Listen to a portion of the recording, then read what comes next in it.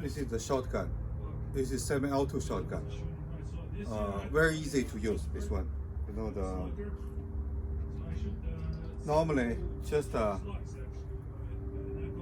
we just insert shell into this chamber, and then we press this button. Okay, then this shotgun is ready to go. Just press the trigger to fire. Right, very simple. If you do not want fire, just pull this one to release the shell. Okay.